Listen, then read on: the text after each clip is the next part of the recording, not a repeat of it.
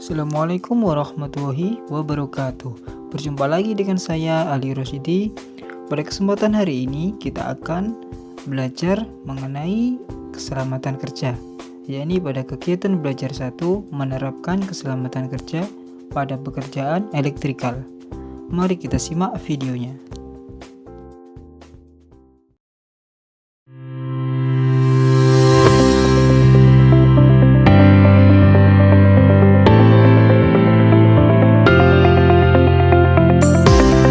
Sungguh sulit dibayangkan bila dalam fase kehidupan modern seperti ini, energi listrik merupakan hal yang sangat penting kita butuhkan. Mari kita renungkan sejenak. Apapun bagian kehidupan kita, listrik memainkan peran yang sangat penting. Mulai dari aktivitas kehidupan di rumah masing-masing, hingga aktivitas kehidupan lainnya, seperti bekerja di kantor, berbelanja, rekreasi, dan aktivitas pemeliharaan kesehatan tubuh. Rumah kita dipenuhi dengan berbagai peralatan listrik baik untuk keperluan pribadi. Satu hal yang paling penting, teknisi refrigerasi dan tata udara harus belajar bagaimana bekerja dengan aman di sekitar peralatan ketika masih mendapat satu daya listrik. Para teknisi yang profesional tidak boleh takut dengan listrik, tetapi mereka harus selalu berhati-hati dalam bekerja. Tidak boleh lengah ketika sedang bekerja, apalagi pada peralatan yang masih bertegangan. Jadi, para teknisi atau mekanik refrigerasi dan tata udara harus memahami bagaimana bekerja yang aman tanpa mengalami kecelakaan kerja. Bekerja dengan mengutamakan keselamatan merupakan suatu keharusan untuk mencegah kecelakaan. Misalnya, bahaya tersengat arus listrik, kebakaran, ledakan, kerusakan mekanik, dan mengalami kecelakaan di tempat kerja. Arus listrik yang mengalir melalui badan manusia melebihi 10 mA dalam waktu beberapa detik saja dapat menimbulkan kelumpuhan pada korban. Bila arus yang mengalir sebesar 100 mA atau lebih besar dalam waktu 2 detik dapat berakibat fatal. Semakin tinggi tegangan, semakin besar pula arus yang mengalir melalui badan manusia. Bahaya sengatan listrik ini akan meningkat seiring dengan meningkatnya tegangan dan semakin rendahnya resistansi pada tubuh manusia. Ketika kulit kita berkeringat atau basah, maka resistansi tubuh terhadap arus listrik menjadi turun dengan drastis. Bila mana itu terjadi, terkena sengatan arus listrik pada tegangan normal akan dapat berakibat sangat fatal.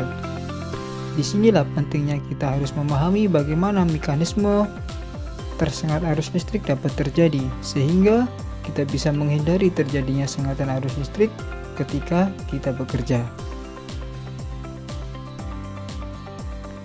Keadaan yang berbahaya yang bisa menimbulkan sengatan arus listrik adalah seperti adanya isolasi penghantar yang terkelupas atau terbuka, kemudian bodi peralatan listrik yang terkena arus bocor, sehingga ketika kita menyentuh bodinya akan menjadikan kita ikut tersengat arus listrik. Saat melakukan pertolongan pertama pada kecelakaan tersengat arus listrik, Anda juga perlu memperhatikan keselamatan diri Anda.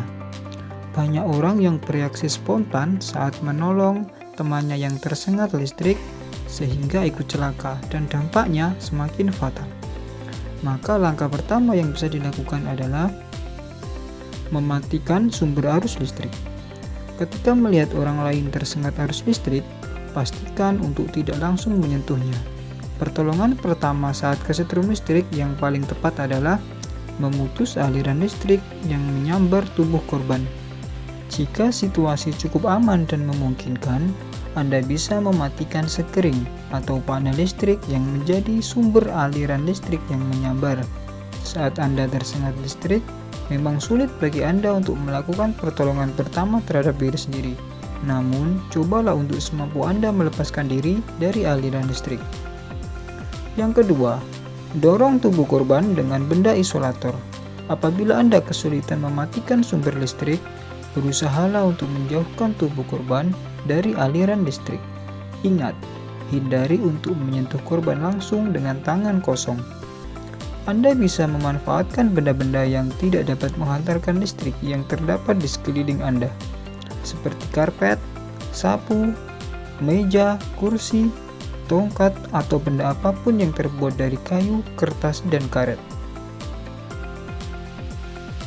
Yang ketiga, cari pertolongan medis. Setelah berhasil melepaskan korban dari sengatan listrik, segera periksa keadaan korban, terutama pernafasan dan denyut nadi. Anda perlu menghubungi nomor telepon darurat untuk mendapatkan pertolongan medis darurat jika terjadi hal seperti berikut ini. Sengatan listrik tinggi, korban kesulitan bernafas, detak jantung korban bertambah cepat, korban mengalami kejang-kejang, dan luka bakar di beberapa bagian tubuh. Yang keempat, periksa kondisi tubuh korban. Selama menunggu bantuan medis tiba, tetaplah bersama korban. Cobalah untuk memeriksa kondisi tubuh korban untuk mengetahui apakah terdapat luka bakar dan cedera. Bersiaplah juga melakukan pertolongan pertama pada patah tulang. Jika korban menunjukkan tanda-tanda syok seperti lemas, mual, bernafas dengan cepat, dan wajah memucat, segera baringkan tubuh korban dengan posisi kaki lebih terangkat di atas kepala. Saat pernafasan melambat atau Anda tidak dapat merasakan pernafasan korban, maka berusahalah untuk memberikan nafas buatan. Demikian tadi materi video kali ini, yakni tentang keselamatan kerja pada kondisi yang bertegangan, utamanya tentang kesetrum. Jika menurut Anda materi ini bermanfaat, silakan like, subscribe, dan share.